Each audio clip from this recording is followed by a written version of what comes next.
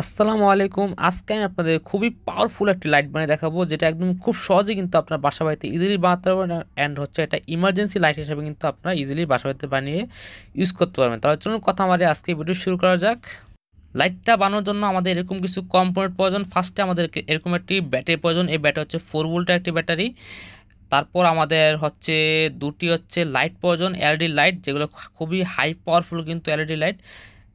এগুলোর মধ্যে 25 টাকা পার পিস সম্ভবত রেখেছিলো। আর ব্যাটারিটা হচ্ছে আমি পুরাতন একটি লাইট থেকে খুলে নিয়েছিলাম। তারপর এরকম একটি চার্জিং মডিউল প্রয়োজন, 3.7 ভোল্টের, আউট অফ 5 ভোল্ট হচ্ছে এটা আউটপুট দেয়। অ্যান্ড হচ্ছে দুটি সুইচ প্রয়োজন, দেখতে পাচ্ছেন এই দুটি সুইচ হলে কিন্তু আমাদের চলবে। এখন আমি সোফাগুলোর মাধ্যমে দুটি লাইট কিন্তু আমি এই পাশে বসিয়ে নিব, বাট এই লাইটগুলো কিন্তু পরবর্তী আমি খুলে ওই পাশে লাগিয়ে নিব, কারণ হচ্ছে আমার একটু ভুল হয়েছিল, যেটা আমি ভিডিওতে অবশ্যই বলে দিছি। এখন আমি এই যে এই পাশে লাইটগুলো ছিল, এখন এই লাইটগুলো খুলে আমি ঠিক এই পাশে আমার কাজের সুবিধাতে নিয়ে এসেছি, দেখতে পাচ্ছেন এই পাশে লাগিয়ে দিয়েছি, আশা করি আপনারা বুঝতে পারতেছেন। এখন আমি এখানে একটি চার্জিং মডিউল, মানে এই চার্জিং মডিউলটা লাগানোর জন্য কিন্তু আমি লাইটগুলো এই পাশে নিয়েছি, তাতে দেখতে সুন্দর হয়। এখন আমি সুপারগুলোর মাধ্যমে কিন্তু চার্জিং মডিউলটা লাগিয়ে নেব। চার্জিং মডিউলটা এটা হচ্ছে লিথিয়াম আয়ন ব্যাটারি একটি চার্জিং মডিউল। আমি মোবাইলে চার্জ করার জন্য কিন্তু এই চার্জিং মডিউলটা ইউজ করতেছি, দেখতে পাচ্ছেন। তারপর আমরা চার্জিং মডিউলে ব্যাটারি পজিটিভ অ্যান্ড হচ্ছে ব্যাটারি নেগেটিভ দুটি তার কিন্তু আমরা জয়েন দিয়ে নেব। পরবর্তীতে আমরা এটি ব্যাটারির পজিটিভ অ্যান্ড নেগেটিভে লাগিয়ে নেব। আমরা চার্জিং মডিউলের পজিটিভ, চার্জিং মডিউল নেগেটিভ এই দুটি তার আমরা সোল্ডারিং করে তারপর ব্যাটারি পজিটিভে অ্যান্ড ব্যাটারি নেগেটিভে কিন্তু লাগিয়ে দেবো। তাহলে কিন্তু আমরা খুব সহজে কিন্তু ব্যাটারিটা চার্জ করতে পারবো মোবাইলের চার্জার দিয়ে, ঠিক আছে।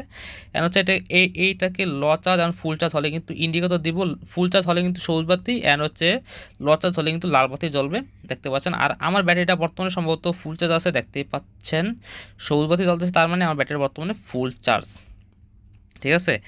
এখন আমি এলইডিগুলোতে সোল্ডারিং করে নিচ্ছি। আমি এখানকার এলইডির দুটি পজিটিভ প্রান্ত একসাথে করে সোল্ডারিং করে নিব। এলইডির দুটি পজিটিভ প্রান্ত একসাথে সোল্ডারিং করে ডিরেক্ট আমরা ব্যাটারির পজিটিভিটির সাথে কিন্তু সোল্ডারিং করে দেব। এলইডির পজিটিভ দুটি প্রান্ত একসাথে সোল্ডারিং করে আমরা ডিরেক্ট পজিটিভটি ব্যাটারির পজিটিভটির সাথে সোল্ডারিং করে দেব, ঠিক আছে।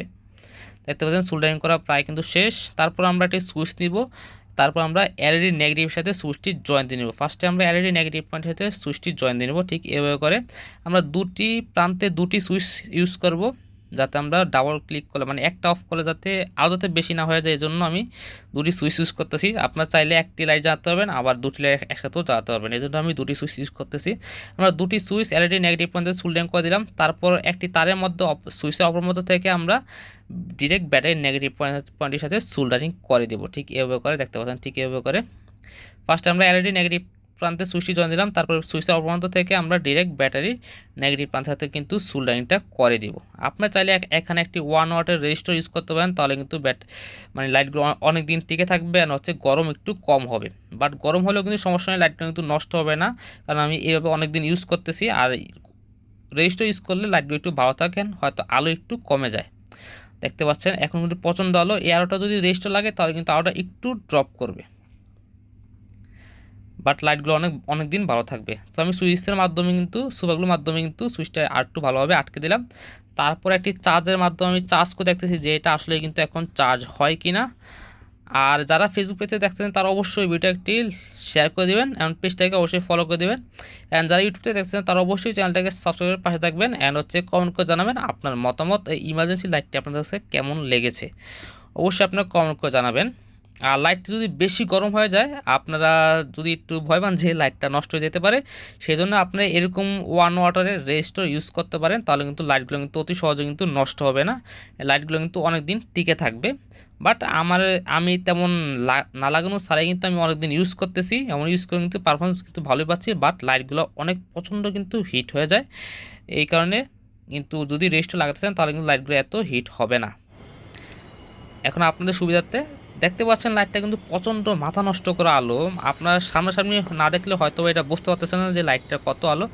তো আমি রাত্রে ছাদে নিয়ে আপনার দেখাচ্ছি, দেখতে পাচ্ছেন কত আলো, প্রচণ্ড আলো।